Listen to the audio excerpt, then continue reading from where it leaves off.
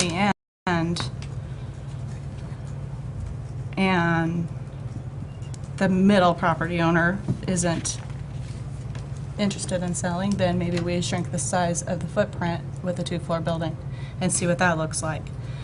The other question I had that maybe we can check into is the Oregon State Library Association's standard is 3,050 square feet for the first 4,000 in population. It's 0.76 per capita over 4,000. So doing that math for our service population gives us a standard square foot requirement of 17,318. So I don't know where the 23,000 number came in. We might be looking at a building bigger than we actually need. We can maybe cut costs there. I think, too, it was considering growth of the city, I think, is where that number came in. The number that we were working on. Okay. We came under criticism for the Second Avenue not being planned for growth. So I don't want us to I don't want us to be 3 months down the road with a plan and then have that be the fatal flaw.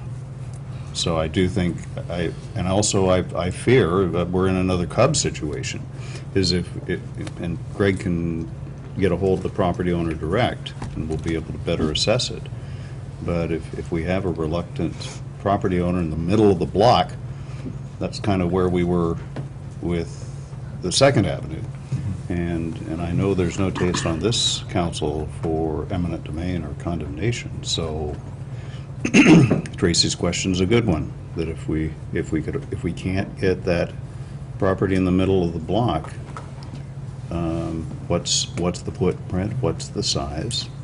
And Tracy, I would push back on the library standards. I'd say we got to plan for growth. That we had public testimony on both sides say Fair that enough. one of the flaws of the Second Avenue was that we weren't planning for growth. I mean, a lot of folks on the conservative side said that you guys aren't planning. That, remember, the 15-year quote kept getting tossed up and tossed up. That's correct. So the idea of us being like that building, that block in New York where they finally built a Macy's on both sides of this little old lady's house. You know, Sky Bridge over this guy's house. I think that I heard too many times in the last few months that we didn't secure our properties first. That we need to do that before we spend any more time on this project. Question, I'm sorry. I was just going to concur on the Graham building. I'm not interested in looking at taking any more private sector properties. We're looking at 2 properties here on 3rd. That's true, but we're looking at least 4 that First and Second Avenue property tax lots that we can sell. So I'm not interested in the Graham proposal at this time, or probably any time. That's all for the moment.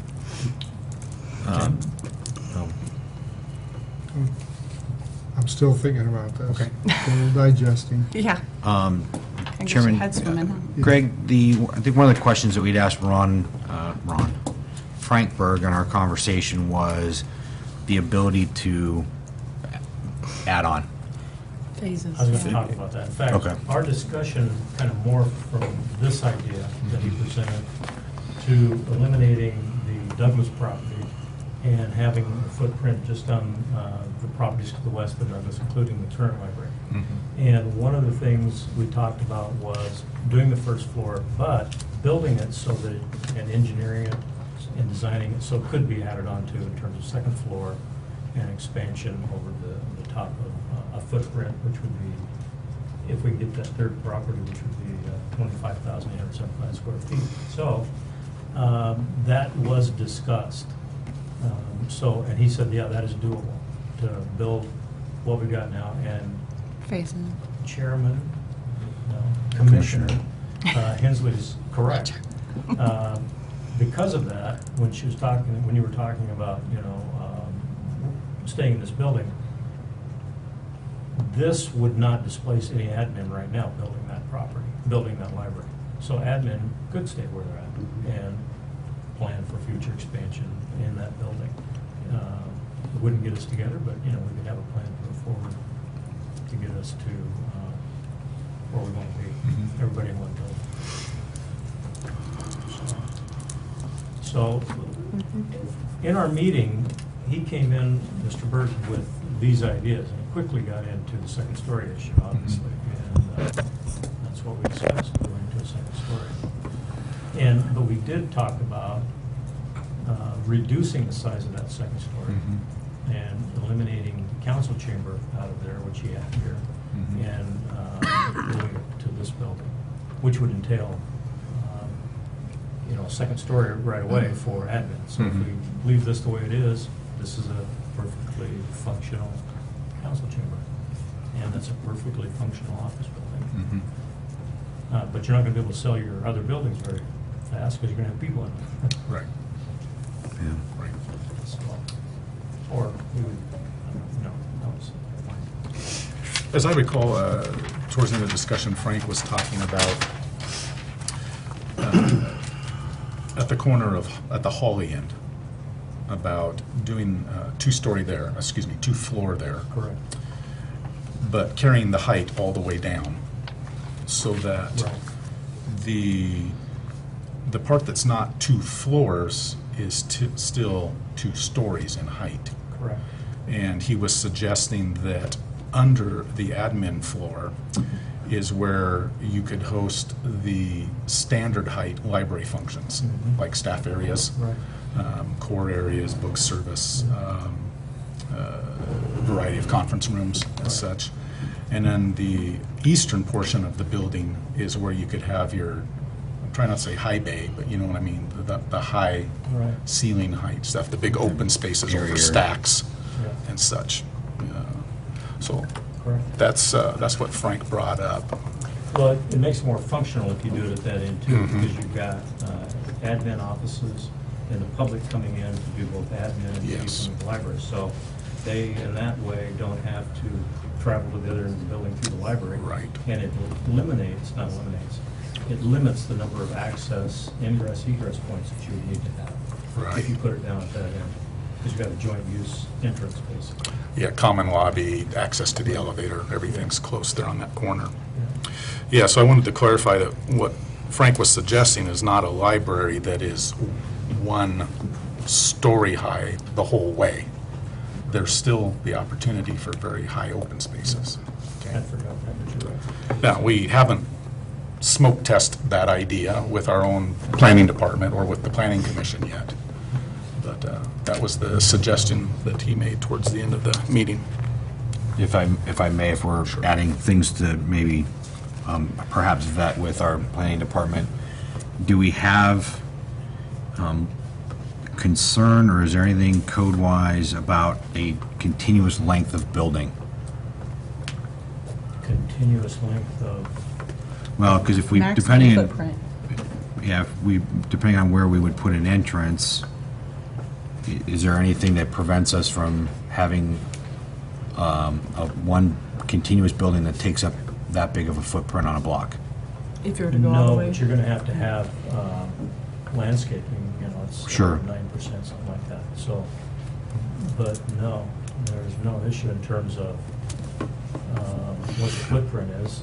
In fact, there's language in there about getting certain percentages covered, making sure that you maximize the use of your property. In 'Cause- fact, that's one of the issues on the second floor.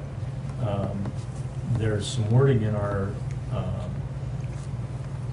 building code, development code, that talks about getting to like 80% of buildable space. And so that's doable. And if you remember First Avenue, when that design came out, that took up, Hawley to Ivy. Yeah. Oliver was gone, and that was part of the whole building, the whole block, so there's, shouldn't be any issue. Mr. Chair, I think directing or getting, down to, in prep for October, is, looking squarely at that Third Avenue piece there that's outlined in red, either as that you know, again, the two-story piece, what can we build with $9 million that we have? What is that? Can that be that whole red space? Can it be, you know, how much can we get done with what we have? I think trying to narrow that down for October, you know, and trying to consider what is expandable over the, you know, the next years. We'll just leave it at that, you know, couple, 5, whatever. I'm not sure how. Again, it all depends on our cash flow and the economy and what the ones that come after us will deem as that capital improvement list gets developed. Tim, I think Brian's made some good points. And he keeps mentioning the 9 million, and I'm thinking about that in context of what we discussed earlier with the vision of selling First Avenue. And I don't know if we have discussed about where the proceeds of the sale of the police station would go. We have not yet. We have not. Not at a policy level, we certainly Okay. haven't. Well, could that be a part of helping us bridge? Question 2, is it on the market? Have we started marketing it? You know, Question 3, should we? If we've made the decision that we want that to returning to commercial, should it be done sooner than later? I mean, it's vacant now. We don't have anybody in it. Should we not proceed with kind of this de facto policy that we came up with today? Have we had soil testing on that thing to know what the Thank you. environmental, Thank you. so we need to do that? No, actually, not necessarily. Not necessarily. What you do first is a first phase environmental, and if that would indicate a phase 2, then you start doing soil testing. First phase, or phase 1 environmental review just does background and history of the building, what to do. And if that would indicate a need for soil testing, then you do that, but that's not where you start. And, you know, a buyer doing his due diligence would ask for at least a phase 1. Yeah, right. And they'll want to know, and we've already done this actually, what, in terms of asbestos and lead, paint, and those types of things, so.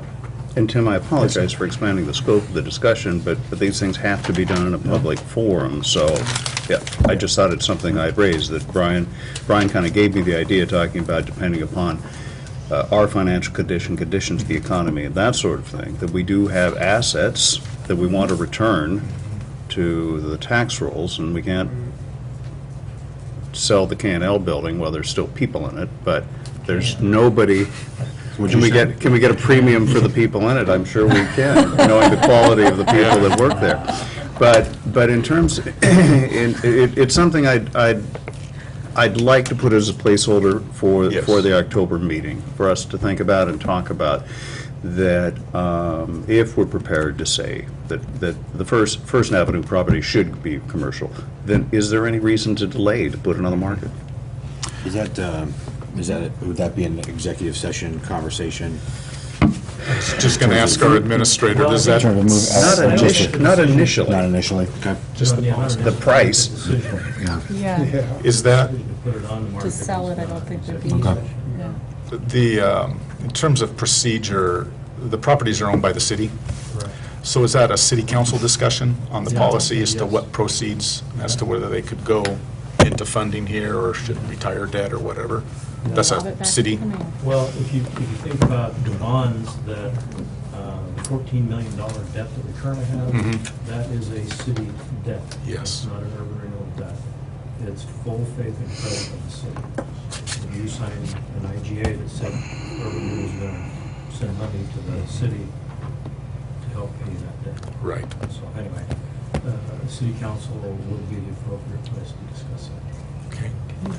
So we'll suggest that to the mayor for I am noting it. You want me to write for a letter? October, and that gives He's writing a everybody, letter. Send him a letter. yeah, well, that gives everybody, those are heady questions, and folks need some soak time to think about that. Is that, Yeah. I think that's fine. It just occurred to me that we've got an empty asset that, We will have two soon. Yeah, cat. There's currently a parking lot. On the cat property. Cat parking lot. parking lot. right. I think not to discourage someone running in and buying that cat property, a wonderful piece of developable property, but First Avenue might be a little faster to pedal. I might make an offer on that. Great. Change for a nickel? Yeah. All right. Okay, so revolving back to where we go from here, to encourage thoughts on where next to go. Well, can I just ask one more question in regards to this Second Avenue? We're talking about, according to code, Third Avenue, according to code, we have to have 2 stories. Does that mean we have to have 2 floors or Yes. just the height? 2 floors, that was the issue before. That's the issue. Ensure a minimum of 2 floors, and that's what Okay, we made the okay. neighbor down the road do. Okay. And so that was my comment about we need to do some vetting with our own planning commission and planning department on, is it 2 floors all the way? Is it not? Is there a threshold? Other properties? 80%. Yeah, that was my question to Tracy, is that, does a spire meet the threshold of 2 stories? Do you actually have to have offices? I mean, how far on a second floor do you have to build? Because I think I get the sense that if we didn't have to, we wouldn't, but we're going to do it because we're going to follow our own laws. But is there is there a compromise that we can do to spend as little as possible? But is that right? We wouldn't build a second floor if we didn't have If we to? can move the lovely people in the K&L building to a floor above the library and sell this property, why wouldn't we do that? $5 million? And over the lifetime of the buildings, how much are we losing in property taxes that we could be getting on these properties? We don't know that yet. $1 million, probably about $750,000 a year.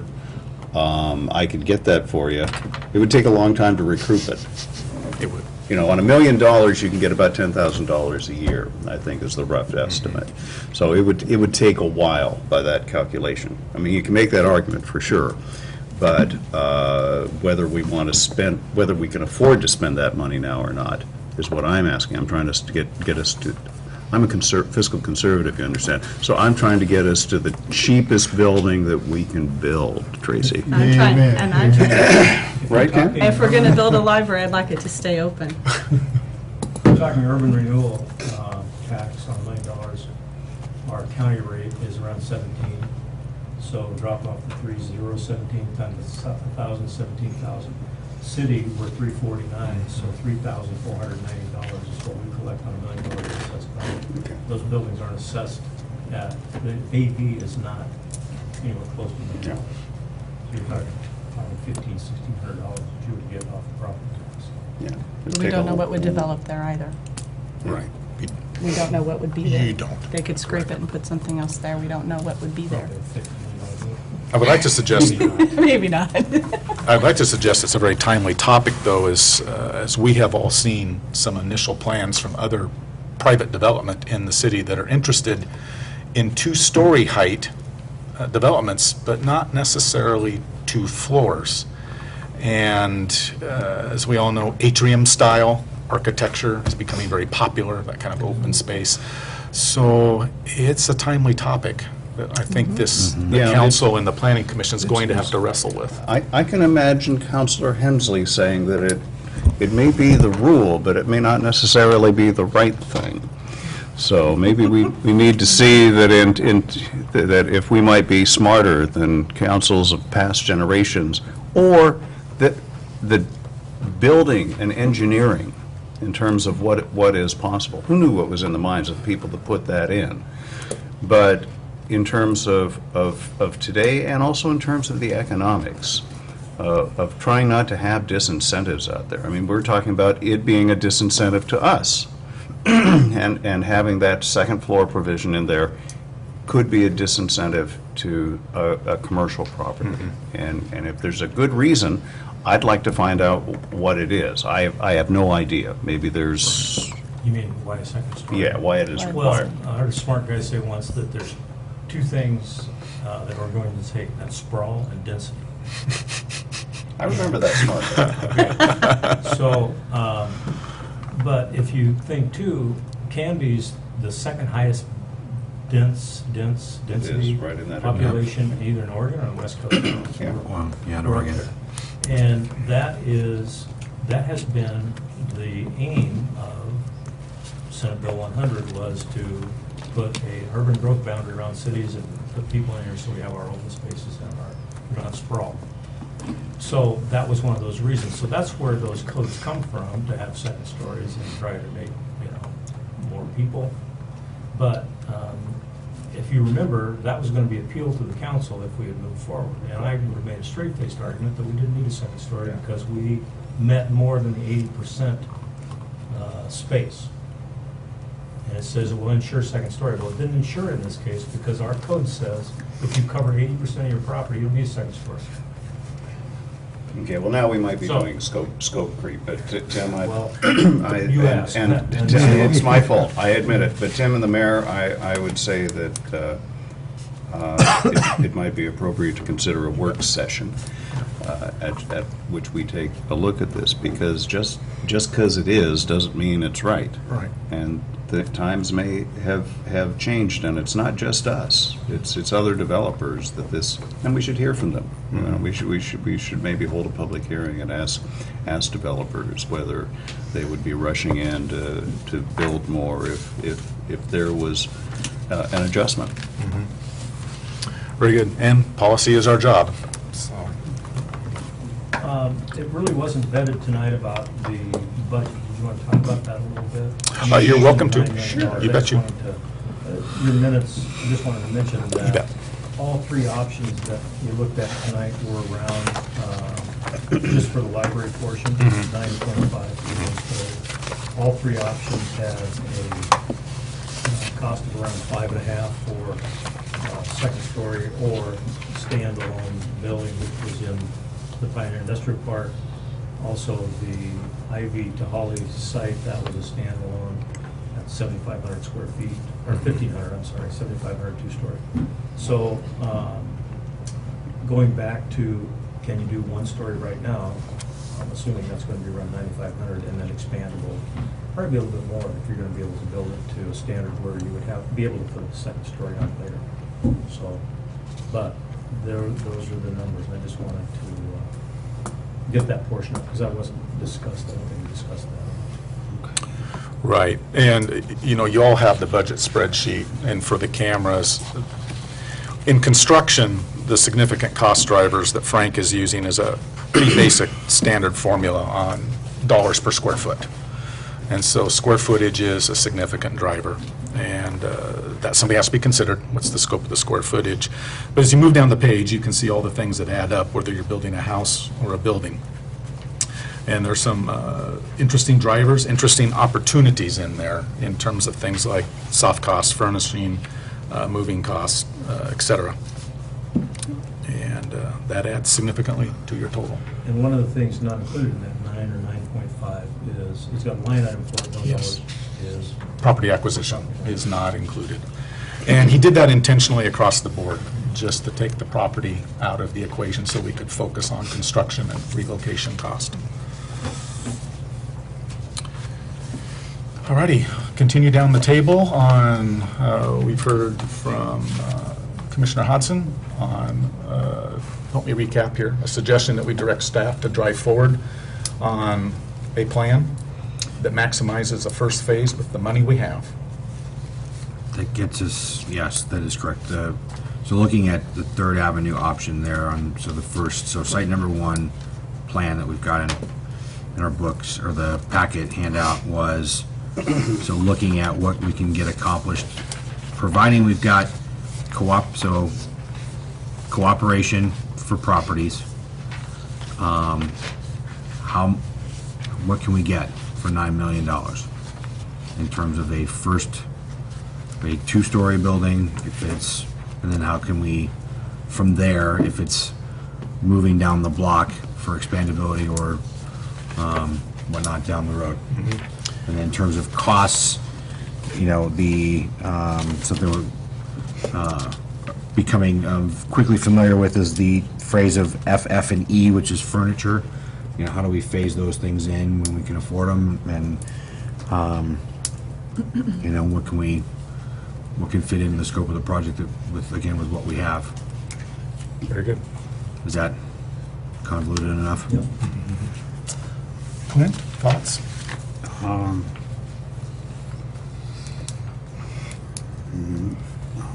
I'm satisfied that we're doing the research, and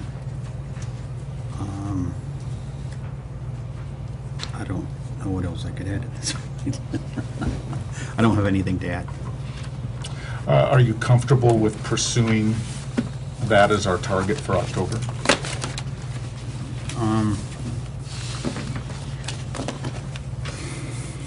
You know, I'm just concerned about I don't want to spend too much on this project. I think that, you know, there was a reasonable budget put in place in the beginning, and I think while it's a nice idea to have the city and the library together, I don't think it's necessary at any cost. So in other words, that's why I thought that the Graham Building consideration is a valuable consideration, because, you know, buying and rehabbing a building like that, you know, what does that cost, and then building a library versus trying to do it all together. So my concern is over cost, and my concern is over would you be able to lock down all the properties on Third, and what would that cost?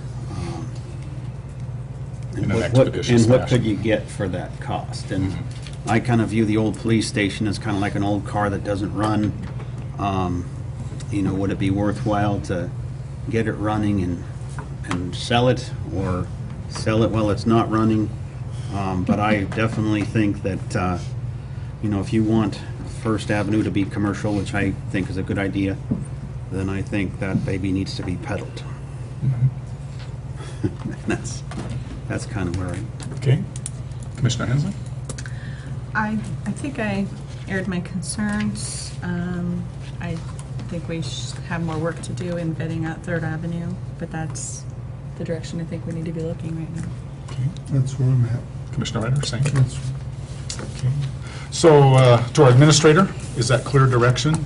Stay within the 9 million, continue to pursue the Third Avenue, maximize what we can do with that money, and look towards other phasing as other funding opportunities may come, if the council so decides, with property disposition. Is that? And, And Tim, I'd like to add for the October agenda a question about the decision architecture on this, because Councilor Hensley and I have had a discussion about this already, and the question is, who's going to make this decision? Whether the council, URA, is going to feel comfortable in itself authorizing this, or whether there's going to be another decision component added to that. So that's something I think we need to get out on the table. okay. Another component in terms of perhaps a public component. Whether this is going to be a referral. Okay, we'll get that on for October.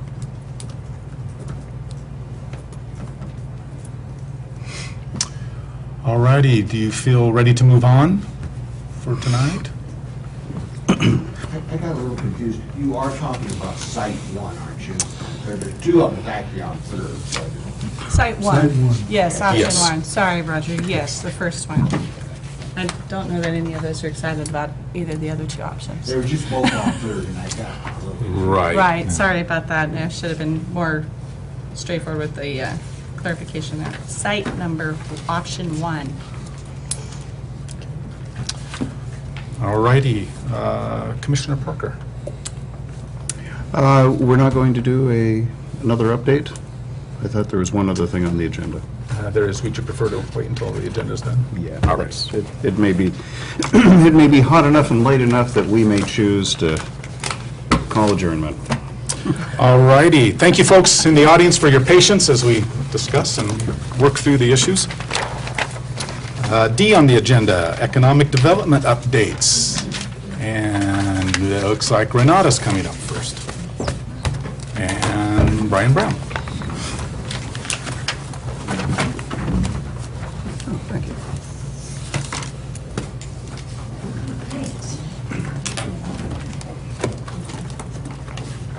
First and foremost, I'm excited to announce that we have a new tenant for the Pico building. Yee-hee. And you're seeing the copy of the website of our new tenant. Cascade Engineering Technologies is moving from their Oak Lodge location. They are an aerospace manufacturer of components and testing of components. And they're growing rapidly. Right now, they have 33 employees, but they hope to grow to 50 by the end of the year.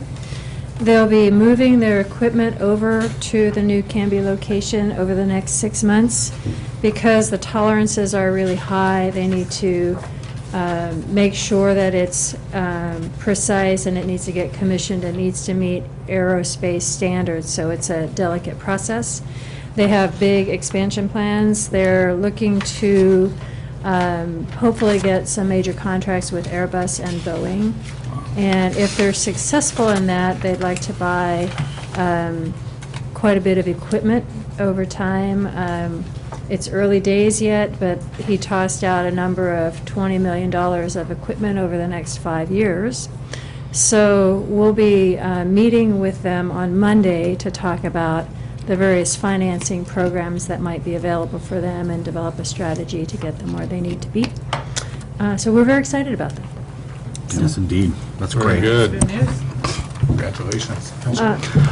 Renata, I know enough to be dangerous, but I know that Shimatsu is involved with precision metrics.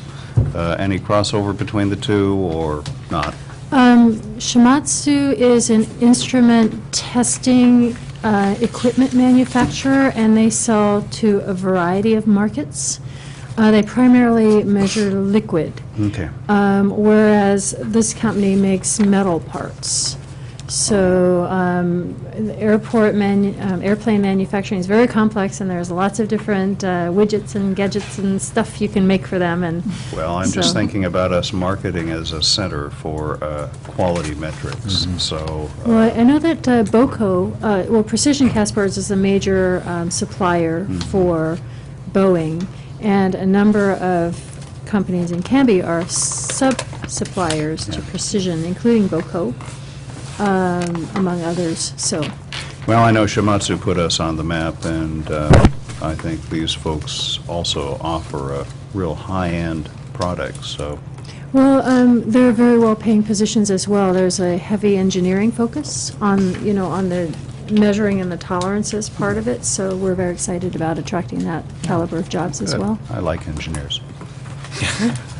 So, and then moving on in my report, we had a broker tour last Wednesday.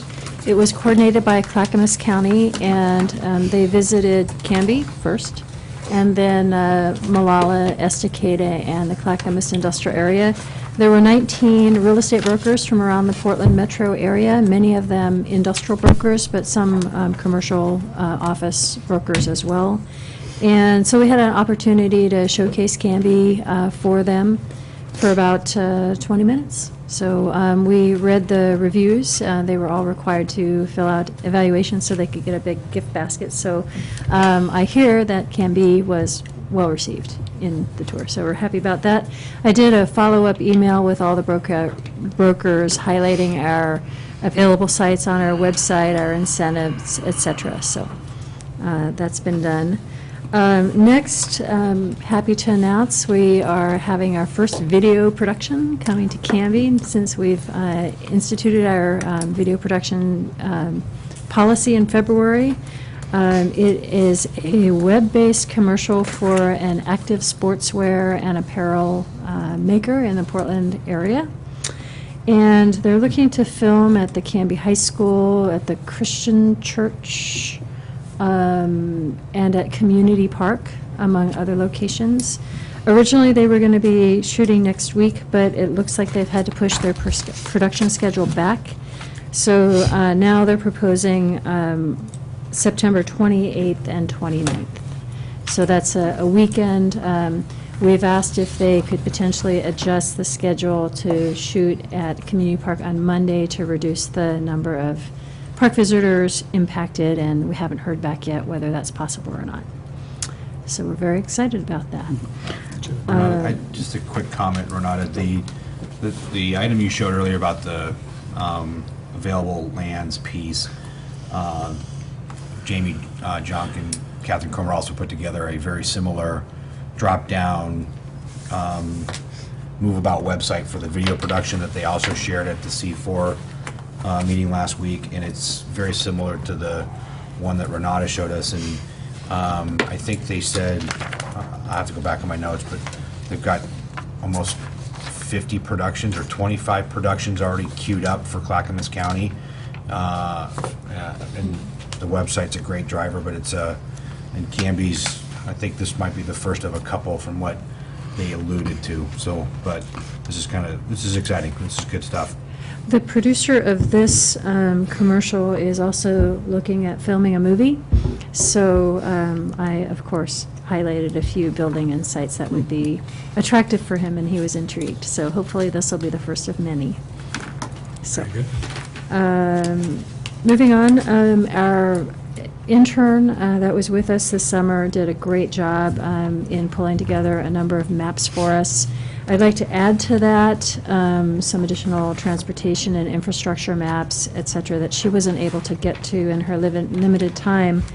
But my intention with the work is to have a kind of a development atlas that's available in the Development Services Office as well as online, so that people can see all of the various details that they might want about a site in addition to the county's website. So it'll dig deeper and provide a little bit more detail on a city-specific level. So we'll continue to build on that and let you know when it's available for viewing, but it shouldn't be long. And then finally, why Brian is here today, we're working together on how we can have our development review process from the beginning of the idea to the certificate of occupancy, so involving multiple departments and organizations in the whole process, how we can make that faster and easier for our customers. I'll let Brian talk a little bit, and then I'll add to that. Sure. So one of the first things we've done is to survey all of our customers for the past 3 years. That survey went out today to 98 of the development applicants that we've dealt with for the past 3 years. The survey is aimed at the development process. It's not aimed at departments necessarily, but it's including everyone that's involved in the development process. And as you know, for the past year and 8 months, Clackamas County has been involved in our development process. So they are a partner in the survey that's going out. And any responses that we hopefully will receive will include responses and some questions that were added by Scott Caulfield of the Building Codes Division to the survey, and has numerous service questions from the front counter through the pre-app meetings that we have, and including the plan review and any open-ended questions that offers an opportunity for people to be very specific about their project and who they might have dealt with, and then covers the county's participation in our coordination activities that we've been working really hard at with that big change that occurred, and including any aspects of the inspection process that the county's totally in charge of now.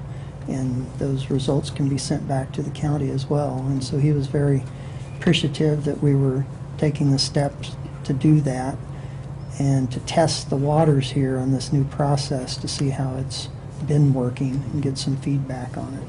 So we'll take that information, and that might help us in the biggest job that we have in looking at the development process here is really, stepping back, and our hope was to get some outside eyes to look at that. And so we eyed a technical assistant grant through the Department of Land Conservation and Development. It's due October 4th, so we've been spending considerable time and have to very quickly put a scope of work together and make this application. It's a long shot in terms of securing it because there are limited funds and they're going to priority communities that are in the periodic review process. But that doesn't mean it's impossible, and it also means if we feel like this is an important topic and that if we develop a scope and we get it out there in a grant proposal, that has benefited Canby many times in the past with them. If they're not able to fund it through this source, then it's out there, and if they think it's a good project, they'll help us find funding for that project in the next year or two if this one doesn't fly. One of the things that we're trying to aim with this grant is to include reorganization of our code as a possibility for improving the development process. We have very good content in our code, but it was written 30, 35 years ago. It's been piecemealed over all of that time, and it is extremely difficult not only for staff to administer it, but trying to get people to do self-help is practically impossible. And so that puts an extra burden on staff because no one can answer the questions themselves because they can't really get through the code themselves. So our code is very labor intensive the way it is. So our idea is that that could be a good component in looking at the development review efficiencies and processes if it's easier for people to meet the code because they can read it and understand it, or we can package delivered checklists or processes or marking material much easier if the code is organized in a way that allows us to do that, either by zoning district or by projects that are involved. And it just doesn't work that way. A person asks a question and you say, well, read the code, all 500 pages, because the answers are all throughout it. Right. So that's kind of what we're immediately working on here to take advantage of this grant that we've seen out there that has a short deadline right now. So to build on what Brian mentioned, we're also, in order to develop our scope of work, I've been reaching out to cities that have a great reputation for a good development process that's fast, that's clear, that's easy to navigate. So Matilda and I have been calling communities like Hillsborough, like Tualatin, like Bend, like Eugene, and then talking with practitioners to find out who else is doing great work. And lo and behold, the city of Redmond is held up as a fine example. And everybody does things a little bit differently, so there's some great ideas throughout that we're going to be incorporating into the grant opportunity, as well as carrying out anyway, even if we don't get the grant. One of them is just making things clear and easy to find, and the Redmond website is excellent at that, and we may just crib it and use it as a way to model our information after it, because why not? Why recreate the wheel when there's already a perfectly great one to copy? So. Go ahead. I think this is great. I think why reinvent the wheel if there are other communities that have a system in place and streamlined that we can beg, borrow, and steal from. I think that's great. How much, Brian, I know over the course of the last couple of years there's been a lot of conversation with a couple of different firms, and Greg and I talked about a mutual friend of ours today that has given a lot of input, and I know that, if I remember correctly, there was a couple of checklists that were trying to be created. Will any of that be able to be used in that process, or is that kind of what we're talking about here? Is that, I'll go to Ron Yarborough, I know was trying to help with creating a streamlined checklist that almost could be, I could walk in and build something without any problem, because I have no background and wouldn't know what to do, but I think was his kind of model to be able to do. Is that kind of what we're looking at here? Well, that's the one that I'm familiar with, since you mentioned the name. And so Yeah. I know about that checklist. And the level of work that went into that coordination is on a much, much smaller scale and stuff, and it was really more aimed at the fact that we were just starting this process with the county, and we needed something immediately that made it clear for the very basic home builder that came in on what it was we're now doing, that we don't have the building department here. And so that's basically in operation now. And it seems to be working fine, and we're pretty much using that checklist Great. that was developed with his assistance on there. How long does this process take? Well, we've got to come up with a scope of work very quickly. I don't know how to answer that, really. If we're successful in receiving the grant, it's a 2-year process. Okay. If we end up proceeding forward, we probably focus on the low-hanging fruit and the highest priority, the ones that are the highest volume that we hear the most about, and then chip away at it over time. Okay. When you mentioned checklists, one of the ideas that we were really excited about was figuring out if there were core things that a development came forward with that met all of the criteria. They could check off every box. Then it could, I mean, this is an idea that we would vet, of course, but then Brian, as the planning director, could approve it, and it wouldn't have to go to the planning commission. And one of the things that developers and businesses really value, it's so important to them, is certainty and time. So anything we can do to provide clarity, certainty, and to reduce the time is what they are going to appreciate. And so if you fit the box, check, you get to zip through the process. If you want to be creative, want to do something different, want to stretch the boundaries, then you can go through that flexible process with the planning commission and take your chances. And so we're covering all the bases, but we are trying to find a quick route for the majority of the cases. Tim? Yes, sir.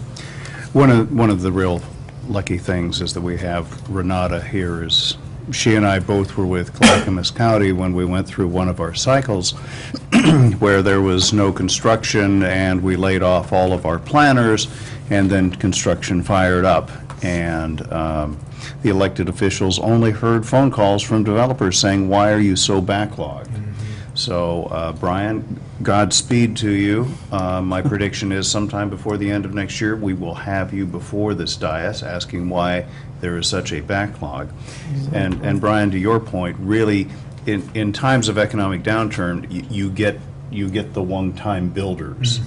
You know, what I predict over the next year or two is that we're going to sell 1, 2, or 3 parcels out there at the industrial area, that there's going to be 50 to 75 unit housing construction come in, and they're going to be bringing in top quality engineers and people who will have the plans ready. What we need is a code that's sleek and fast at our end, because to some extent I like to think we're going to have one bite of the apple as the economy takes off, and we want to get the reputation of being able to process this. We've actually got examples of that. If you think about Shimatsu, they were ecstatic at a 3-month time frame to get that done. They were But so let's try happy. 3 Shimatsus at once and see how that works. But to your point, that you have the one-time developer, that's the 80-20 rule. You're going to, 90-10, you're going to spend 90% of your time dealing with that person who's doing this on one time. And we've got examples of them, too, out there that are building. Unfortunately, you have to make sure that they follow the code, just like the guy who does it in 3 months and does it right. Yeah, it's not the netters and the people like that who've built all their lives.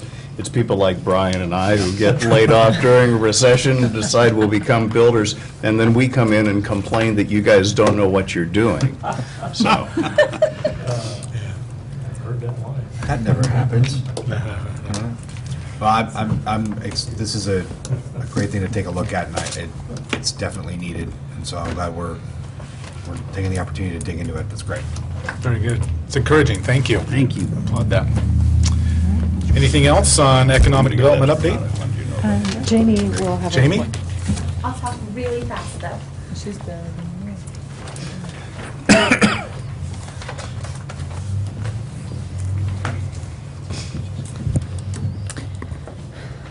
So on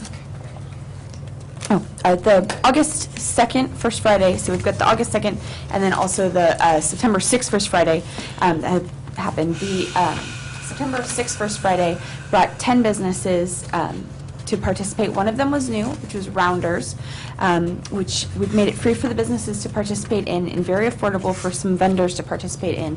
The theory is if you give people as many reasons as possible to come downtown, they might even see businesses that don't participate or might not even be open, and then that would also bring them back. The vendors that have participated are Made by Rosemarie, Valley Pacific Floral, Project Minus, and Borealis Bistro. We changed in August and then again in September to First Friday marketing on Facebook advertisements, which are targeted to people within Canby or near Canby. Usually, I've done several for each time, so usually sometimes they're just in Canby, but then it could be 25 miles, 50 miles, even 10 miles away. This last advertisement, 24,870 people saw it. It was our Canby Main Street page, which doesn't just promote First Friday, but also, and the events and businesses that happen downtown.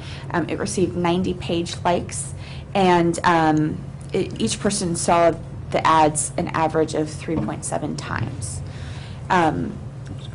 So that has just been working pretty well. It's a way that we can really target the marketing for First Friday and also get some more attention about what else happens downtown at the same time. If somebody likes your page and it comes up on your feed, then they're getting more information on a more ongoing basis. So it's working out pretty well. Our Kiss Summer Goodbye party was held on Saturday, September 7th from 4 to 8 p.m. This event featured 14 vendors selling crafts, food, beverages, and adult beverages. We had a band called Dance Hall Days, which was a talented group. They did lots of different kinds of music, slow dancing to fast dancing. We had kids dancing.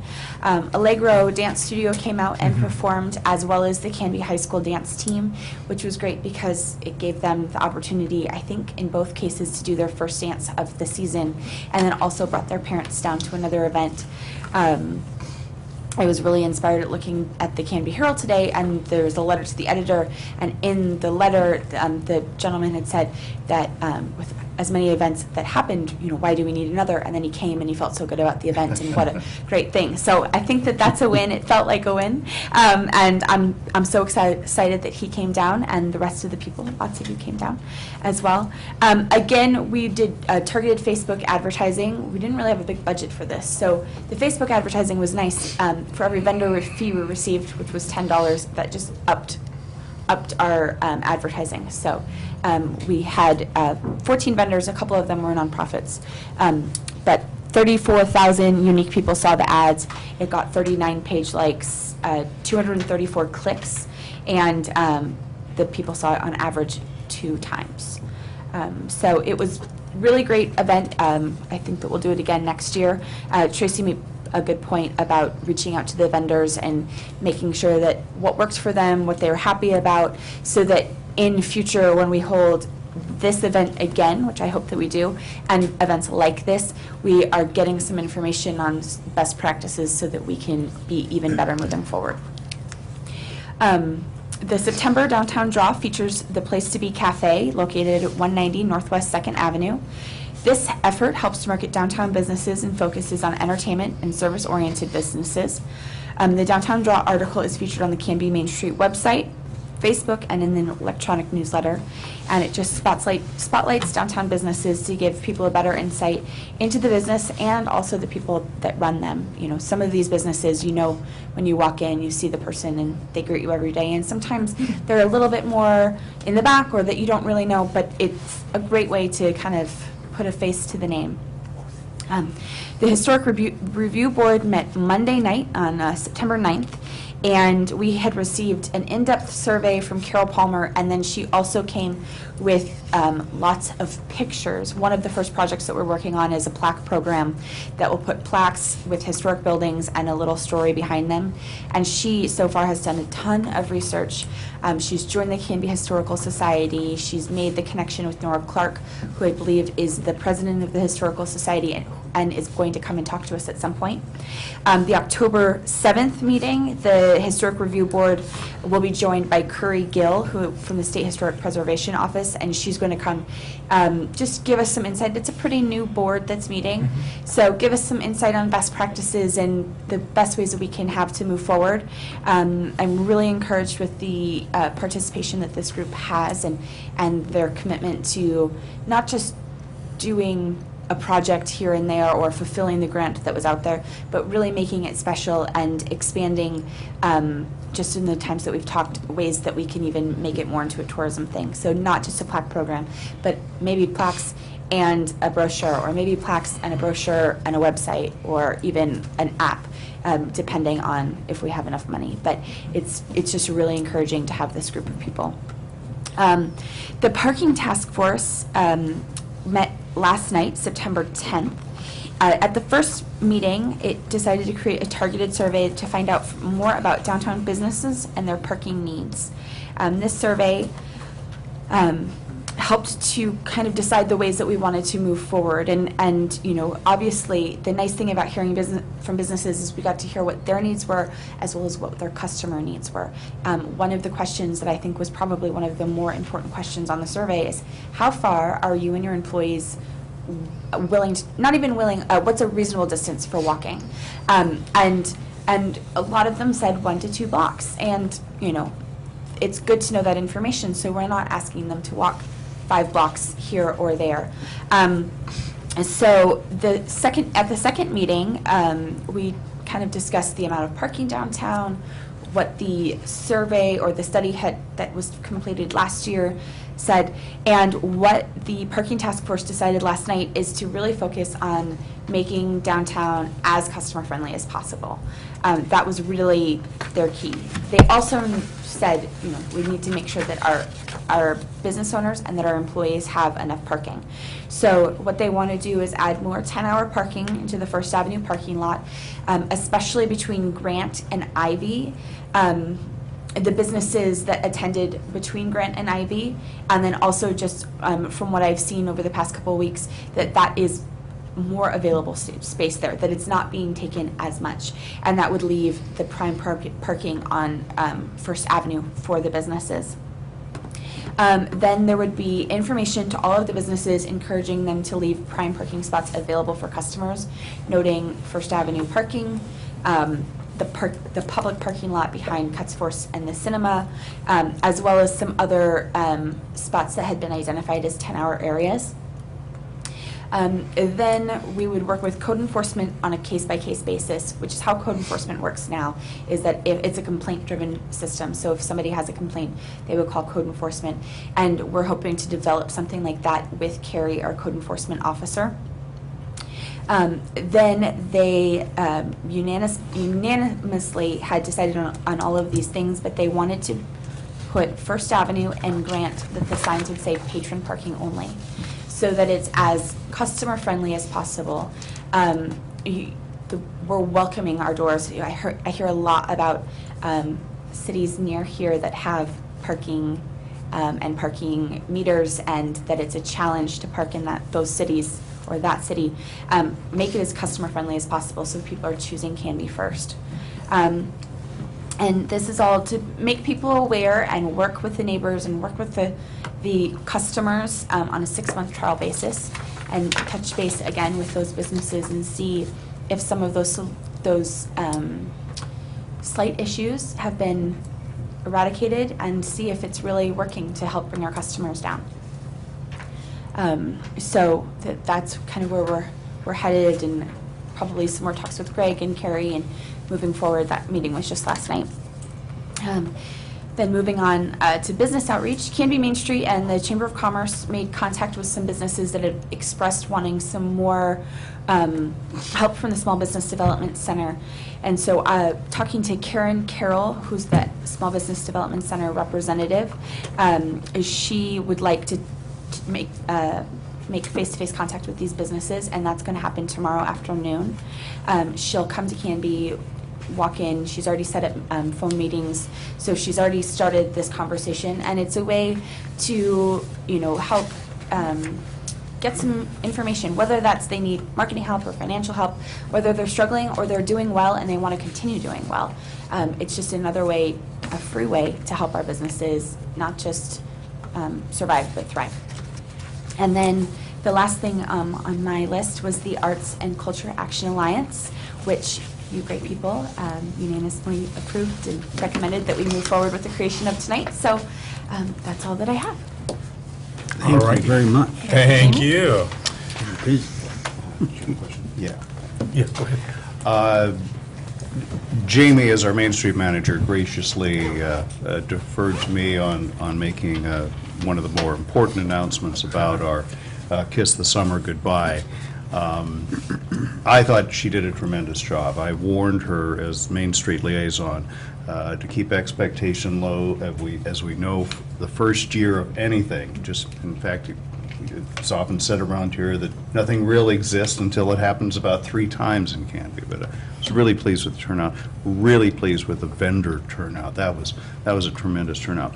But Jamie's allowed me to say, because it's a personal friend of mine, but Joan Monin of the Wild Hare stepped forward and really made the day. So we appreciate Joan coming in, and when a couple things weren't going to get done, Wild Hare came in and they did it. So one of the neat thing about the Main Street program is that it brings people together. We're getting people from who aren't from downtown to come and show during the first Fridays. And Joan Monin of the Wild Hare really stepped up and made this a successful event. So thank you, Joan. Very good. Yes, our thanks to Joan and all the fine gentlemen and ladies at the Wild Hare. Clint, did you? No, I was just concurring. Very good. All righty. Are we now on urban renewal update? Or did that just get included? That's it. Okay. Anything further from our administrator? Nothing more. Any other items? Nothing more. All righty. Well, my thanks to the audience here, the audience at home, and to all staff for the hours you've put in tonight with us. My thanks to Commissioner Parker for keeping us focused on policy. I appreciate that greatly. My thanks to all of you for the open and frank discussion.